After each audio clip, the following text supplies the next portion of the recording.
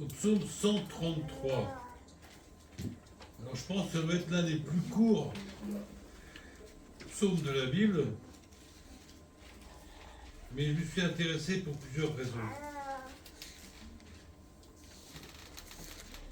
Voilà. On a que 3 versets. Cantique des degrés de David. Voici, ô qu'il est agréable, qu'il est doux, pour des frères de demeurer ensemble. C'est comme l'huile précieuse qui répandue sur la tête, descend sur la barbe d'Aaron, qui descend sur le bord de ses vêtements. C'est comme la rosée de l'Hermon, qui descend sur les montagnes de Sion, car c'est là que l'Éternel envoie la bénédiction, la vie pour l'éternité.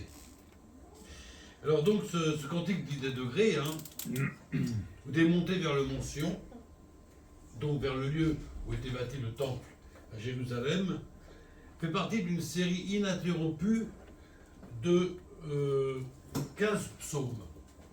15 psaumes, avec bien sûr des nuances dans chacune, mais il y avait donc cette vision de monter pour louer le Seigneur, comme nous l'avons fait ce matin. Donc du psaume 120 au psaume 134. Alors, ils ont tous le même titre, Cantique des degrés. 3 d'entre eux ont été écrits par le roi David, qui n'avait pas encore... C'est ça qui est étonnant. Il n'avait pas encore le temps de construire. Donc déjà, David, en pensée, donnait, au travers de ces psaumes, une indication comment aller vers le mont Sion et venir dans le temple pour louer l'Éternel, puisque le temple fait construit que par son fils, donc Salomon. Il y a d'ailleurs un cantique aussi de Salomon. Alors ces psaumes étaient récités ou peut-être chantés par les pèlerins juifs, venus quelquefois de très loin, en l'honneur de l'Éternel, et ces fêtes étaient prescrites dans la loi de Moïse. Il y avait donc en particulier Pâques, Pécha, et Sukkot, la Pentecôte. Et alors donc tous les gens venaient, et c'était dans une atmosphère de joie, d'allégresse, parce que c'était aussi un temps de retrouvailles. Alors on a ça dans soit les retrouvailles, mais aussi le pouvoir louer le Seigneur dans sa présence, comme on l'a au psaume 122, au psaume 134, je veux dire le psaume 134, venez bénissez l'Éternel, vous tous serviteurs de l'Éternel, vous qui vous tenez dans la maison de l'Éternel pendant les nuits, élevez vos mains vers le sanctuaire. Voilà, donc on voit très bien que le but, c'était pas seulement de se retrouver, entre voisins, amis, ou je ne sais pas, famille, mais c'était d'abord le désir de pouvoir louer le Seigneur. Ce que j'ai vu tout à l'heure m'a profondément touché. Pourquoi ?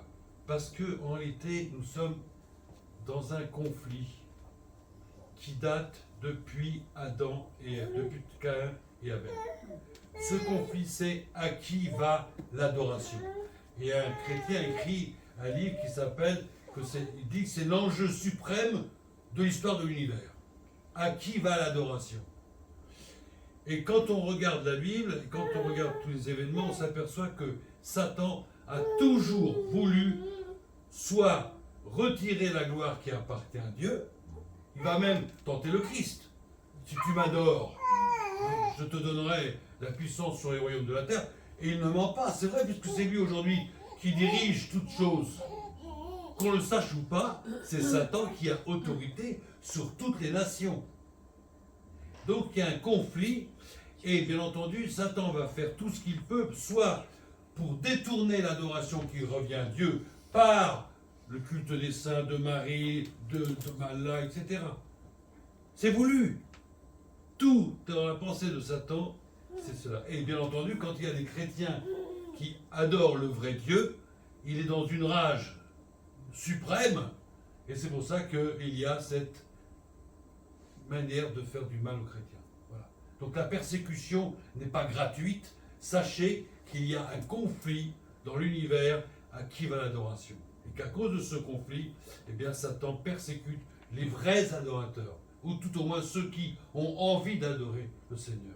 L'adoration, bien aimé, dans nos églises, il faut adorer le Seigneur. Je pense que je ne vais pas vous le dire, mais Le Seigneur a dit à la Samaritaine, il a dit à la Samaritaine que Dieu cherche des adorateurs. Dieu cherche des adorateurs. Et en esprit et en vérité. Avec, bien sûr, je ne vais pas expliquer tout, c'est pas le but, mais il faut que nous comprenions qu'en réalité, il y a derrière la persécution, la méchanceté de Satan, qui veut absolument faire, d'une manière ou d'une autre, détourner l'adoration qui revient à Dieu vers lui, en direct ou pas. Exemple, on a une sœur dans l'église qui a été longtemps quelqu'un qui adorait Marie. Et un jour, je me souviens, c'était un peu conflictuel avec moi, mais bon, pas tellement, mais il y avait opposition, je dirais. Et elle me dit, Robert, je suis certain qu'à Lourdes, il y a des miracles. Peut-être. Peut-être. On sait que Satan est capable de faire des prodiges et des miracles. On va pas être étonné.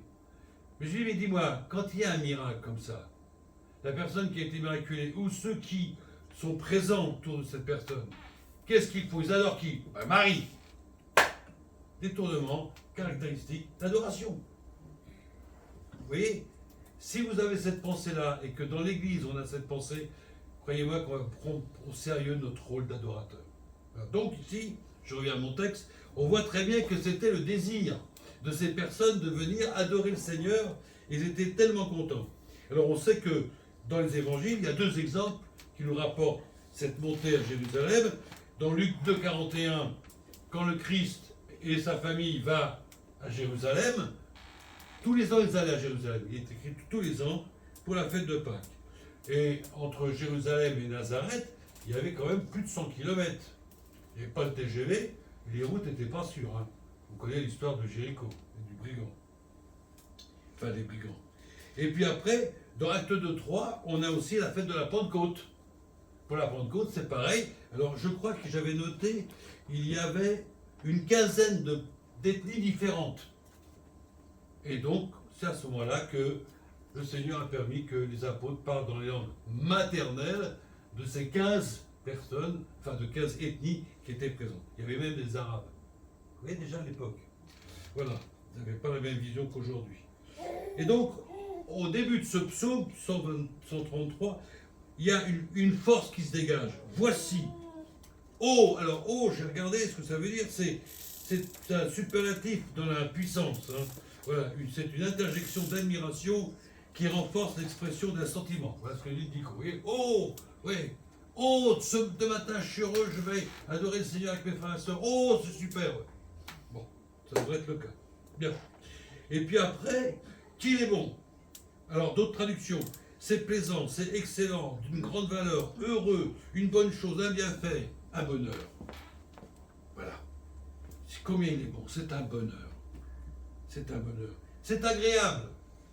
C'est charmant, joyeux, délicieux, doux, aimable, bon et agréable. Vous voyez, toutes ces traductions sont possibles concernant donc cette capacité, ce bonheur de se retrouver ensemble. Est-ce que c'est comme ça que je qualifie moi-même les rencontres avec mes frères et sœurs? Est-ce que ce matin,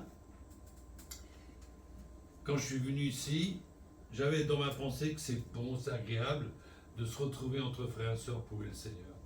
Je me dis, c'est super, j'ai été accueilli par des sourires. Quand je suis arrivé ici, je ne sais pas trop, je dis, on devait dire cette dernière et tout, peut-être qu'il y aura un peu de... Mais pas du tout. J'ai vu des sourires, c'est bon, c'est agréable de se retrouver ensemble. Je ne sais pas combien de temps je suis venu la dernière fois ici, mais c'est pas grave.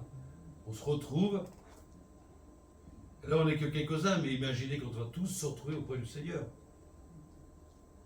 Comme j'ai la certitude qu'on va se reconnaître, je reconnaîtrai, bah oui, pourquoi pas, puisqu'on sera concitoyen des saints, pas la peine d'être concitoyen des saints si on ne se reconnaît pas. Donc je reverrai tous mes frères et sœurs, et puis aussi ceux du passé. Et puis on pourra partager, tout sera pour la gloire de Dieu. Avec Moïse, on a partagé 5 siècles. Et David, pareil. David, ton psaume 133, mais tu sais, je l'ai étudié, hein. J'ai vraiment aimé. Hein. Et tout ça, ça sera dans la vision de louer le Seigneur. D'ailleurs, dans l'éternité, on n'aura qu'une chose à faire, louer le Seigneur. La foi existera-t-elle encore? Ben non. puisqu'on l'aura complètement vécu. L'espérance, ben non, fini. Qui restera? L'amour, l'adoration. Vous vous préparez à ça? Vous avez des questions à poser à David? Faites-le, hein, parce que moi j'ai déjà ma liste. Hein. Je plaisante. Non mais c'est vrai quand même, quelque part. Voilà, donc c'est une joie. Bien aimé, c'est certain, car toutes les épîtres en parlent, la communion fraternelle n'est pas une option. La communion fraternelle n'est pas une option. Et dans Acte 2, 42, le deuxième point après l'enseignement des apôtres, où je dois persévérer, c'est la communion fraternelle. Parce que dans la communion fraternelle, il y a la vie. C'est écrit. C'est là que Dieu envoie la vie, la puissance. Et trop souvent, on néglige cela, et on a donc à s'aimer les uns les autres comme Dieu nous le demande. C'est un challenge. C'est un challenge. C'est un défi. Comment aimer l'autre qui ne me ressemble pas du tout? Les différences, alors il y en a, ethniques, sociales, culturelles, intellectuelles, éducatives, des jeunes, des vieux. C'est un challenge, c'est un défi. Moi, je le prends comme un défi. Je n'ai rien pour aimer l'autre, rien. Sinon, le fait qu'il soit aimé de Dieu. Et que Dieu me demande de l'aimer également. Même lui, celui-là. Oh, alors celui-là, c'est dire, c'est pas possible. Oh, si tu le connaissais, mais il est impossible, ce frère. Ou cette sœur. Je vais dire un frère, parce que les sœurs, c'est pas le cas. Oh, mais ce frère, si tu le savais, c'est pas possible, il est dur, il est... Et Dieu me dit, tue-le d'amour. C'est un challenge. Et si nous réussissons, mais c'est là que nous glorifions Dieu. Bien sûr, on peut aimer ceux qui sont aimables, mais les autres. Quand ils se retrouvaient tous à Jérusalem, il y avait la joie, on voit que c'était extraordinaire cette joie. Et pourtant, là encore, il y avait des différences entre eux. Et puis, cette assurance de l'amour. Dans 1 Jean 3,14, nous savons que nous sommes passés de la mort à la vie parce que nous aimons les frères. C'est pas normal, c'est pas naturel que j'aime l'autre. J'ai aucune raison naturellement que je l'aime. Mais la vie que Dieu a mis en moi me donne la capacité d'aimer. Et je trouve ça fantastique, parce que bon, je vais dans pas mal d'églises comme ça, et ce lien que je rencontre avec mes frères et sœurs, c'est vraiment extraordinaire. Bien sûr, je n'y connais pas beaucoup. Si je connaissais peut-être plus, peut-être que mes sentiments auraient tendance un peu... Non, Seigneur, pardonne-moi, je veux les aimer. Celui qui n'aime pas demeure dans la mort. Petits enfants, n'aimons pas en parole et avec la langue, mais en action et en vérité. 1 Jean 3, 18. L'amour se prouve, l'amour se démontre, l'amour donne. Et Dieu nous a tellement aimés qu'il a donné ce qu'il avait de plus cher, son Fils. 1 Jean 4, 7. Bien-aimés, aimons-nous les uns les autres, car l'amour est de Dieu. Oui, il y a quelque chose que je ne comprends pas. J'aime l'autre, je pense que vous connaissez ce sentiment. Dès que c'est un frère, une sœur, je sais pas, il y a quelque chose, le lien de l'esprit. Mais oui, c'est le lien de l'esprit. Et c'est ce lien qui nous donne de pouvoir aimer l'autre. 1 Jean 4, 12. Personne n'a jamais vu Dieu. Si nous nous aimons les uns les autres, Dieu demeure en nous et son amour est parfait en nous. Donc en réalité, cet amour que Dieu m'a donné, pour l'autre, il vient de lui. Il ne vient pas de moi. J'en suis persuadé. C'est pas Robert Grenet qui aime l'autre, c'est Christ en nous qui nous donne, l'Esprit de Dieu en nous, qui nous donne d'aimer l'autre. Donc, que c'est une sonde où j'en suis. Est-ce qu'il y a quelqu'un avec qui je ne m'entends pas, avec qui ça ne va pas? Je pense que si nous voulons adorer Dieu, d'ailleurs il est dit, si tu as quelque chose contre ton frère ou ton soeur, laisse-la, ton offrande va te réconcilier. Vous voyez que Dieu va accepter l'offrande d'un cœur qui n'est pas, dans lequel il y a du ressentiment. Ça serait fou. Et 1 Corinthiens 13, vous connaissez, hein, sans l'amour je suis rien. Sans l'amour je suis rien. Donc il y avait cette joie de demeurer ensemble, de vivre ensemble. Alors bien entendu, pour nous, c'est pas comme les premiers chrétiens. Hein. Il est dit dans Acte 2, 44, tous ceux qui croyaient étaient dans le même lieu, ils avaient tout en commun. Aujourd'hui, c'est difficile. Hein. Le travail, les études, enfin, le monde dans lequel nous sommes nous donne plus de difficultés à vivre une vraie vie communautaire. Mais il faut profiter de tout, de toutes les réunions, et puis s'inviter. pouvoir partager ensemble l'amour de Dieu.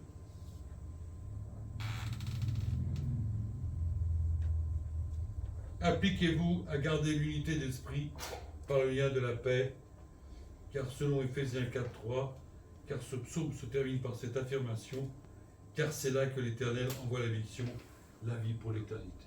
Voilà. Donc il y a la communion fraternelle. Et c'est pour ça que j'aime ce psaume. Parce qu'on y a une joie qui se dégage. C'est agréable, c'est doux, c'est bon, c'est merveilleux.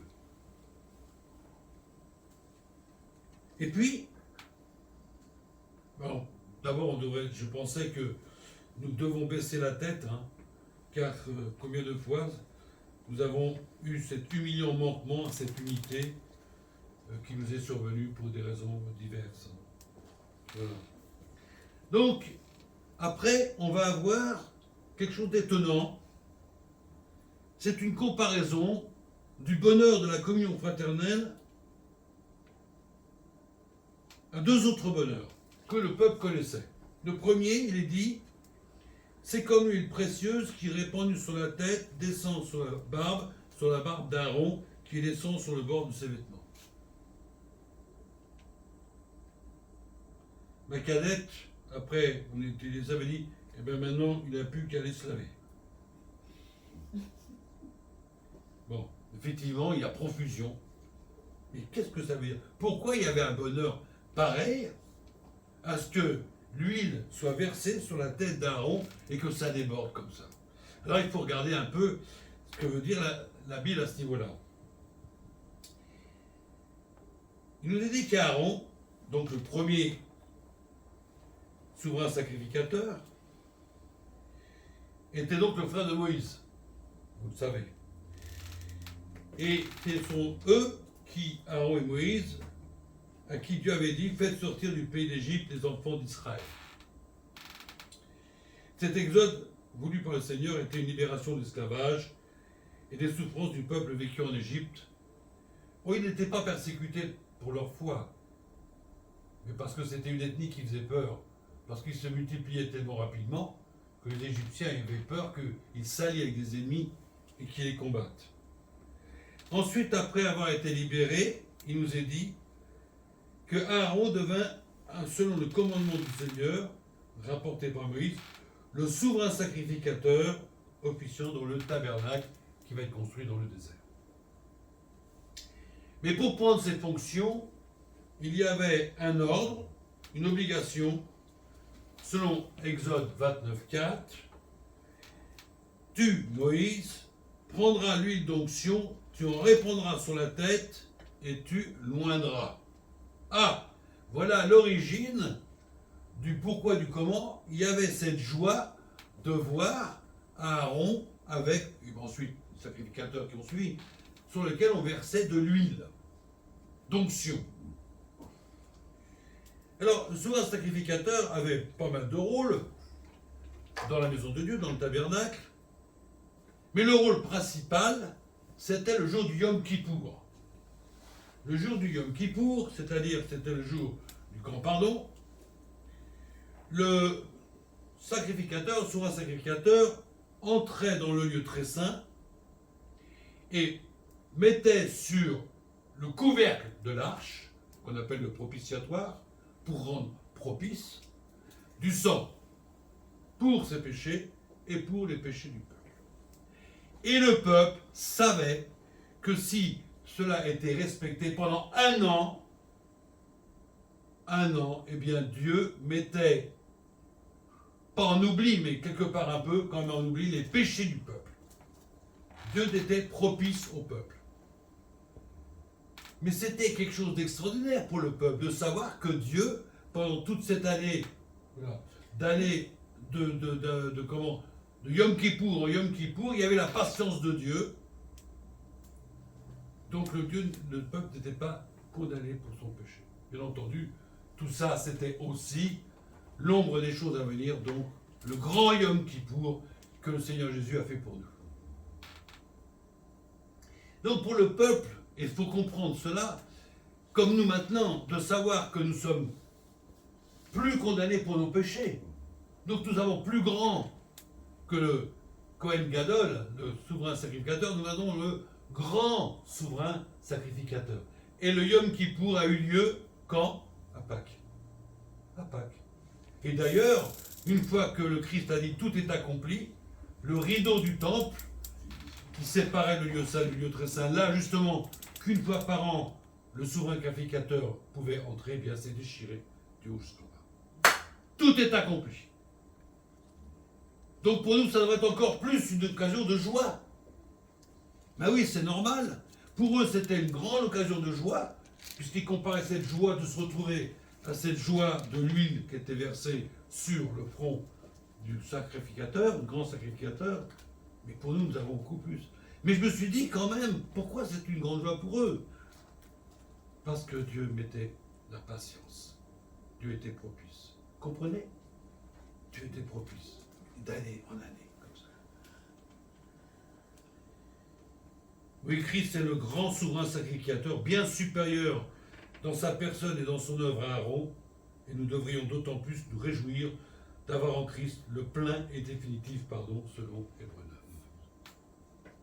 Mais pour eux, c'était déjà une grande joie. C'était déjà une grande joie. Et quand on a la joie de connaître le grand pardon que nous avons connu, on comprend leur joie d'avoir aussi un certain niveau de pardon, je dirais, un certain niveau de pardon. Ça va? Ça, c'est pour l'huile. Et puis la deuxième chose, alors là, il va falloir que je recherche, hein. Je ne suis pas cultivateur. C'est comme la rosée de l'Hermon qui descend sur les montagnes de Sion. C'est comme la rosée de l'Hermon qui descend sur les montagnes de Sion. Voilà le sujet de leur joie. Alors, la rosée de l'Hermon. Alors, il faut faire un peu de géographie. L'Hermon était donc une montagne très haute, 2800 mètres. Et sur cette montagne, il y avait toujours de la neige. Il y a toujours de la neige. Et paraît-il, alors ça c'est ce que disent les guides, hein, que quand on est en haut, on a un merveilleux panorama sur toute la région d'alentour et le lac de Galilée qui est en dessous. D'accord? Si un jour vous allez là-bas, vous pourrez monter. Je n'ai pas eu l'occasion encore de. Peut-être certains sont montés sur l'Hermon. Non? Bon, d'accord. Donc je vous explique. Mais c'est là aussi qu'il y a la source du Jourdain, qui va traverser donc toute la partie est d'Israël. Et donc, comme son sommet est toujours enneigé, il y avait donc de l'air qui passait sur cette montagne et qui descendait, comme l'air froid descend, hein. Aussi là. Il faut faire un peu de tout là quand on dit. Donc l'air froid descendait et il allait sur les plaines d'Israël. Ça va? Bon. Donc, au cours de la journée, l'air qui contenait beaucoup d'humidité, eh bien, va se réchauffer sur la journée. Et vous savez que la journée, il fait extrêmement chaud. La nuit, le sol va devenir plus froid que l'air. Il faut donc qu'il y ait une différence de température d'au moins 15 degrés. D'ailleurs, on vous dit, enfin j'ai appris, qu'il y a, pour chaque endroit, il y a un point de rosée. Vous voyez ça sur Internet, hein, le point de rosée. C'est-à-dire la différente température nécessaire pour que la rosée se fasse. Donc, la nuit, le sol étant plus froid que l'air, cette humidité va produire une condensation de l'atmosphère chaude à la surface des corps froids. Une rosée abondante, bien pétrie, formée de fines gouttelettes d'eau, va se déposer sur les végétaux. La rosée, en hébreu, c'est tal. Mais elle est appelée souvent talia, c'est-à-dire la rosée de Dieu. Alors, j'ai appris qu'en Israël, la rosée, c'est extrêmement important. Il y a peu de rivières, mais la rosée fait office d'humidité pour les plantes, etc. Et ils ont trouvé des systèmes pour récupérer la rosée, pour une plante. Donc il y a une petite sorte de petit bac, oui, et ils gagnent beaucoup d'argent avec ça, parce qu'il y a 18 pays, je crois, qui ont acheté le brevet pour fabriquer ça. Oui, mais c'est pas rien la rosée en Israël. Bien. Donc, dans Deutéronome 33:13, il est écrit son pays, Israël, recevra de l'Éternel en signe de bénédiction le meilleur don du ciel, la rosée. La rosée, c'était vraiment le don du ciel. On commence à comprendre pourquoi, pour le peuple juif qui connaît une chaleur éprouvante la journée, cette rosée bienfaitrice était un grand sujet de joie. Donc le meilleur don. Donc c'était Dieu qui accordait à son peuple la source de vie physique, et c'était donc la rosée une grande source de joie et de bonheur, comparée à celle de la communion fraternelle. Et comme la grâce de Dieu, la rosée se dépose sans bruit, doucement. Elle rafraîchit donc. Elle vivifie nos âmes, parce que cette rosée, bien sûr, on peut la mettre en parallèle avec la grâce de Dieu qui vient sur nous, et fait croître la foi en chacun de nous. Et dans Osée 14:5, il est dit, excusez-moi, je serai comme la rosée pour Israël, il fleurira comme le lys et il poussera des racines comme le libre. A contrario, un manque de rosée est un signe de malédiction. Dans 2 Samuel 1:21, il nous est dit, montagne de Gilboa, qu'il n'y ait sur vous ni rosée ni pluie. Et dans Ag 1:10, c'est pourquoi les cieux vous ont refusé la rosée et la terre vous a refusé ses produits. D'ailleurs, je pense, en réfléchissant, que souvent à cause de sa désobéissance, le peuple juif a connu de nombreuses famines, et je me demandais d'où ça venait. Je pense que le fait qu'il y ait cette condamnation par un manque de rosée, eh bien, la terre était desséchée et il n'y avait pas de production agricole. Donc, cette rosée était, pour le peuple, une grande source de bénédiction. Mais, il y avait 4 conditions. Enfin, j'ai trouvé 4 conditions pour qu'il y ait de la rosée. La rosée ne se produit que lorsque certaines conditions sont réalisées. D'abord, je l'ai dit tout à l'heure, un écart de température appréciable entre le jour et la nuit, entre le ciel et la terre. D'accord? Il faut qu'il y ait donc cette différence. Vous connaissez tous la condensation. Hein. Vous avez vu sur un verre froid, les gouttelettes. Hein. D'ailleurs, les gouttelettes, ici il fait très froid, c'est là qu'il y a de la gelée blanche. La gelée blanche, c'est la rosée qui tellement fait. Bon, il y a parmi vous peut-être des agriculteurs, non? J'ai peur de des bêtises parce que. Alors, donc, un écart de température appréciable entre le jour et la nuit. Se pense à un écart entre le monde et l'Église. Il faut qu'il y ait un écart de température spirituelle entre le monde et l'Église. Or, l'Église avait pour but de rentrer dans le monde pour apporter le message de l'Évangile. Malheureusement, qu'est-ce qui se passe? Là, c'est le monde qui rentre dans l'Église. De partout, de ce que je vois, les habitudes du monde commencent à rentrer dans les églises, les systèmes du monde commencent à rentrer dans les églises. Souvent, c'est à peine perceptible, mais peu à peu, quand on regarde, moi qui suis au Seigneur depuis l'âge de 18 ans, dans les 75, je m'aperçois que les modes changent, qu'on est rentré dans des systèmes qu'on emploie dans le monde pour plaire. Pour plaire. Exemple, la croix. Ah non, la croix, non. Et il y avait un article là-bas qui est très bien. Non. Aujourd'hui, on dit aux gens, vous pouvez rester tel que vous êtes, donc vos habitudes, vos manières d'être, mais en même temps, essayez de croire à ce que les évangiles croient. C'est-à-dire qu'il y a une double vie, une vie mondaine, les gens ne changent rien du tout de leur manière d'être, hein, et puis une pseudo-vie spirituelle.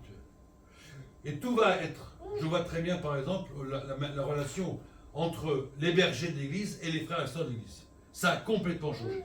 Quand j'étais jeune, je vous assure, il m'aurait dit de passer par un trou de souris, je passais par le trou de souris. Aujourd'hui, malheureusement, ce que je vois, je pense que j'entends ce que je vois, il n'y a plus ce respect de l'autorité dans l'église. Pourquoi? Parce qu'il n'y a plus le respect de l'autorité de Dieu. Et bien entendu, souvent, il n'y a pas non plus d'un sentiment comment dirais-je, de reconnaissance, ni dans un cas, ni envers le Seigneur. Donc, la première chose, écart de température, pas d'écart de température, pas de rosée. Donc, soyons différents du monde. C'est pas évident parce que le monde est extrêmement fort, extrêmement puissant, et son système essaye de nous agripper. Deuxième, un ciel clair. Pas d'obstacle, pas de nuage entre le ciel et la terre, comme dans notre relation individuelle et collective avec Dieu, pas de nuage. S'il y a des nuages, pas de rosée. Pourquoi? Parce que là, ça va servir de manteau, entre guillemets, donc il n'y aura pas ces différences de température. Donc, un ciel clair. Si, dans notre vie personnelle, dans notre vie d'église, il y a des nuages avec le Seigneur, pas de rosée. Pas de rosée. Pas de vent. Pas de vent, pas de turbulence, la paix dans l'assemblée et la paix dans nos cœurs. Dans Philippiens 2, on voit cette communion, ce sentiment unique, une même âme, une communion parfaite. Pas de vent. Troisième chose, une humidité de l'air élevée. On l'a dit tout à l'heure. L'eau, c'est la vie et c'est le vie venant du ciel, comme la grâce de Dieu est présente et prête à se déposer sur nous. Combien nous avons besoin de cette rosée? D'ailleurs, il y a un cantique. Peut-être vous connaissez, fraîche, rosée, etc. Ça vous dit quelque chose? Voilà. Descendez sur nous tous, etc. Voilà. Donc, cette rosée, c'est vraiment l'image de la grâce de Dieu. Pour le peuple juif et pour nous. Et donc c'est là que le Seigneur envoie la bénédiction et la vie. Alors pour l'éternité, ça m'a un peu étonné. Je n'ai pas tout à fait bien compris pourquoi pour l'éternité. Peut-être que la grâce, on en a besoin pour la vie spirituelle, peut-être. Mais le terme est fort. J'ai vérifié, c'est bien ce terme-là. Donc, nous avons ici pour le peuple juif, deux parallèles avec la joie de la communion fraternelle. L'huile, symbole de l'Esprit Saint, symbole de l'onction sur Aaron et aussi sur le Fils. Dans Ésaïe, il est dit qu'il a été oint de la part de Dieu. Et puis aussi donc cette humidité de l'air et qui provoque la rosée. Donc le Seigneur est bien plus grand souverain sacrificateur et un médiateur bien plus puissant qu'Aaron. Et cette rosée, alors, il y a des choses extraordinaires, comme la grâce de Dieu. Elle est silencieuse. Dans la Bible, il est dit qu'elle est silencieuse, la rosée. Elle est fugitive. Elle est fugitive. Je ne sais pas combien de temps, hein. Elle dure la surface des plantes. Dès qu'il y a un rayon de soleil, elle commence à partir.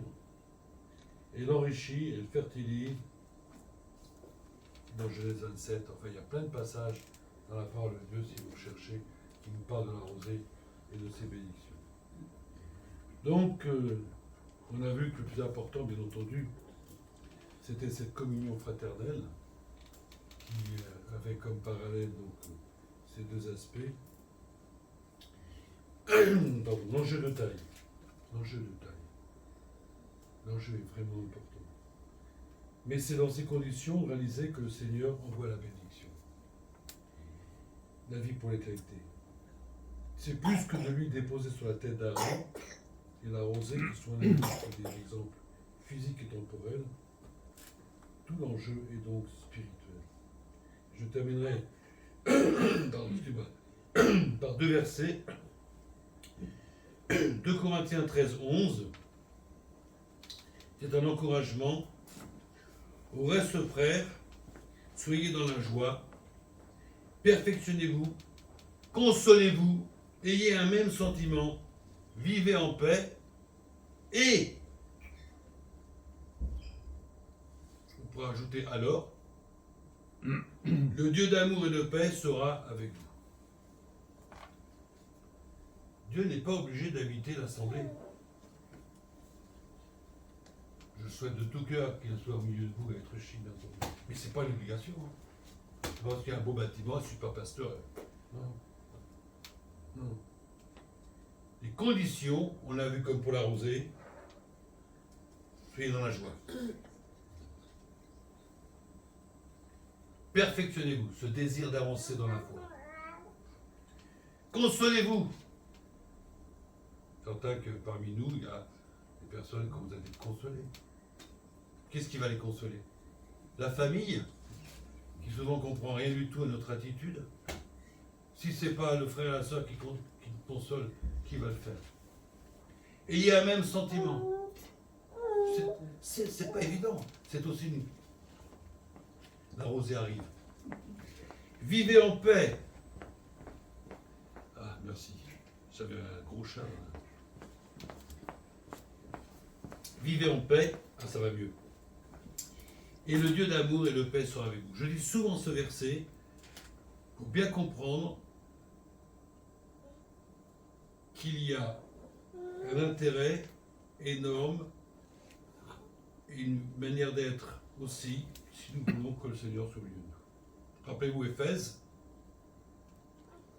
quand on lit dans l'Apocalypse, vous êtes en train de lire, je crois, l'église d'Éphèse, c'est parfait. Tout tourne rond. Ils ont leur programme, ils ont leur... Tout est impeccable. Ah, non, ils ont perdu le premier amour. Et Dieu dit, si vous ne retrouvez pas, vous ne repentez pas pour avoir ce premier amour, je partirai. Donc on a ici un enjeu, vous avez un enjeu, frères et sœurs, un 2 Corinthiens 13, 11. Et puis ensuite, je terminerai, Colossiens 3, 14, mais par-dessus tout, cela, revêtez-vous de l'amour, qui est le lien de la perfection.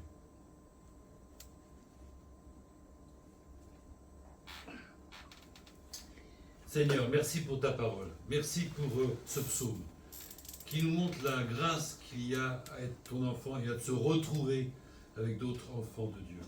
Seigneur, merci parce que tu as fait de nous, nous as donné un privilège extraordinaire, c'est d'être les véritables adorateurs du Dieu Tout-Puissant. Seigneur, nous te prions que chaque église, partout dans ce monde, ait cette vision de la cause de cette souffrance, de l'ennemi qui ne supporte pas cette adoration et qui par tous les moyens va vouloir la détourner. Mais Seigneur, nous sommes comme ces Juifs. Quand nous venons ensemble pour te louer et t'adorer, nous sommes remplis de joie.